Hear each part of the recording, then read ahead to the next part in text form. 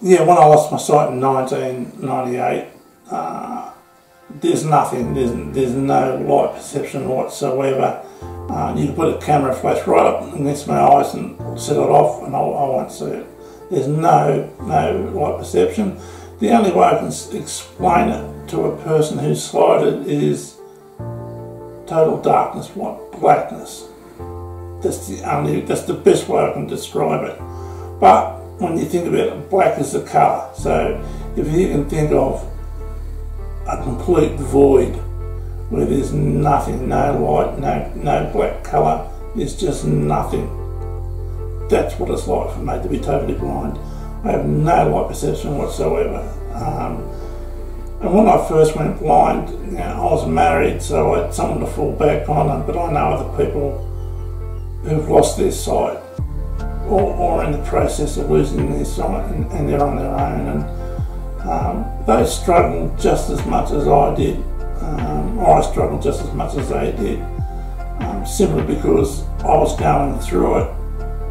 Nobody else around me could understand what I was going through, and for the first 2 years I rarely left the front door, never left the front door by myself. I was always with somebody.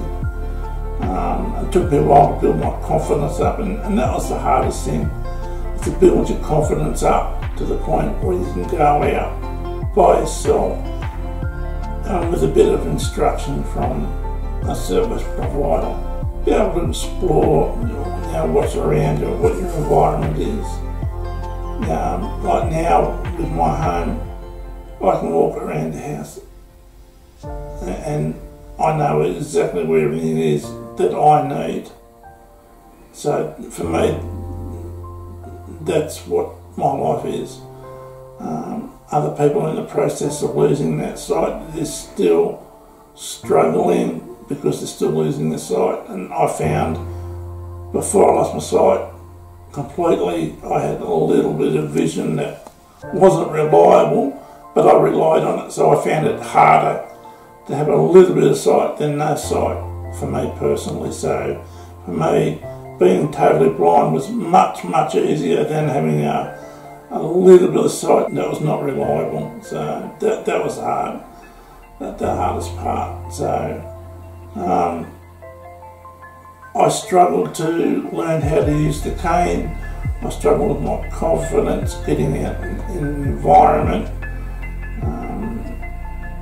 When I first went out in the community by myself, I was really self-conscious about what people were staring at me and what they were thinking, and it really affected the way I learned for a while.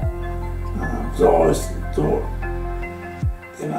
what other people were looking at and what they were thinking, that really affected me in a way that slowed my learning down a fair bit. It was really quite hard and intimidating, but after a while you learn to adjust to that.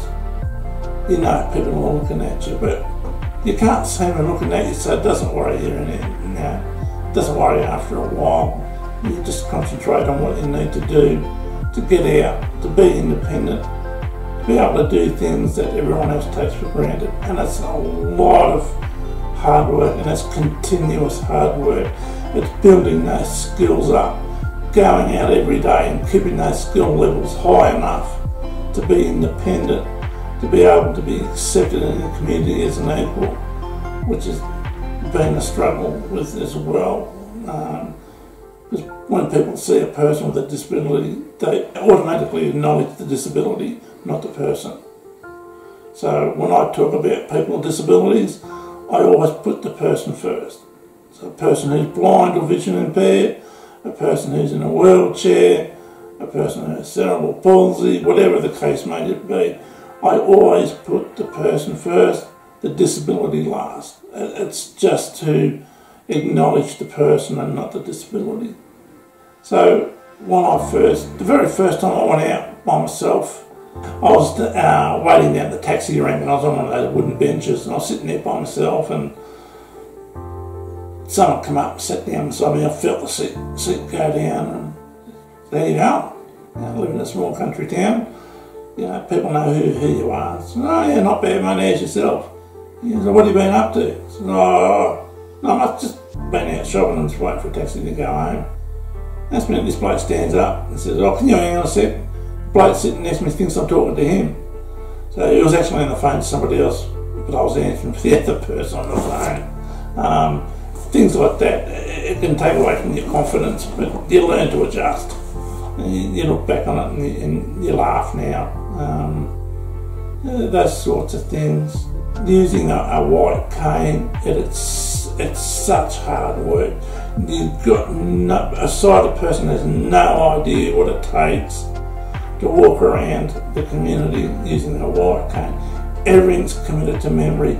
You've got to know the position of the sun, where shadows are, sounds, smells. Like you walk past a newsagent, you can smell the newsprint.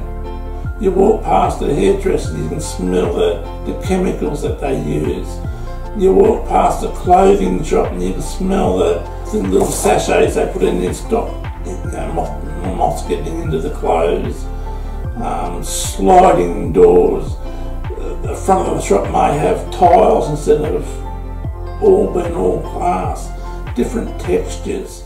So we're walking along, we use the cane to get feedback from the ground, and we use everything else at the same time. So every sense that you've got other than sight is being used.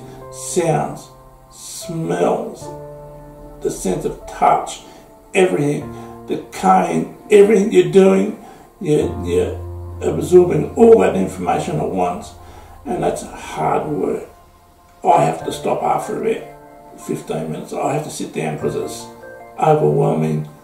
I can't walk for long periods because it's just information overload, and I start to get distracted and make mistakes, and I put myself in danger. So